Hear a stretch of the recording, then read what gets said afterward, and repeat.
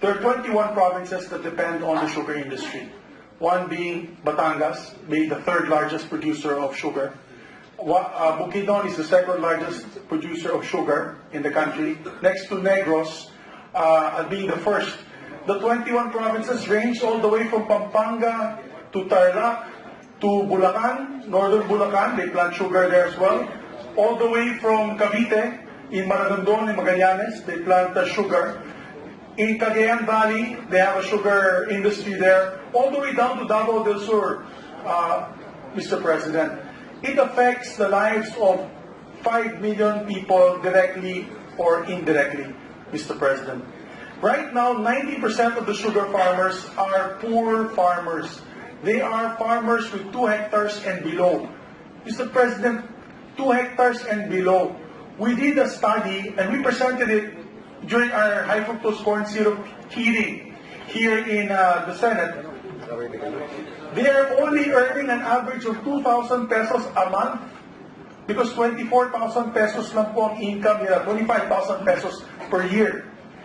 Ngayon, tinamaan talaga sila ng malaki, Mr. President, and we were computing this at a price of 1,300 pesos at the time per bag. Today, Mr. President, I would like to announce to all of you that the price per bag is 1,100 pesos per 50 kilo bag. 1,100 pesos. As a matter of fact, if we were going to go with the planned tax of 5 centavos per gram, you would have taxed it 50 pesos per kilo or 2,500 pesos per bag. The tax is more expensive than the sugar. Tingnan mo yung sugar, 1,100 pesos, yung tax, 2,500. That will destroy the sugar industry, Mr. President. If we tax it, and I agree with Senator Recto, if he says 3 pesos, I'm okay with that.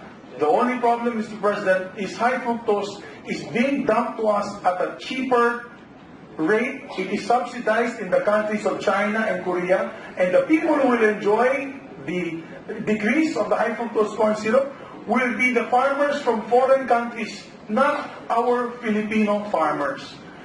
We are a Senate that is sensitive to the plea of the national, of our national electorate, and I don't see why we cannot stand up and say, all right, we agree, it's a health measure, it's a revenue measure, but there's also health costs. And high fructose corn syrup is one of the worst sweeteners. These companies can always revert back to sugar. Nothing is stopping them from buying sugar. But they want to bring down our cost of production and milk from every Filipino the profits. Buti sana, mura yung high fructose corn syrup, sana naging mas mura ang soft drinks. Hindi bumaba ang presyo ng soft drinks for the last 5 years. And yet, they're using products, not Filipino sugar, that are 50% to 60% cheaper than Filipino sugar at the detriment of our farmers. Mr. President, hindi ko kaya yan. Paano kami makakauwi sa probinsya at kausapin yung mga magsasaka na tayo ang Senado pumatay ng industriya ng kalamay? How can I go back? Buti pa yung House, it's 20 pesos.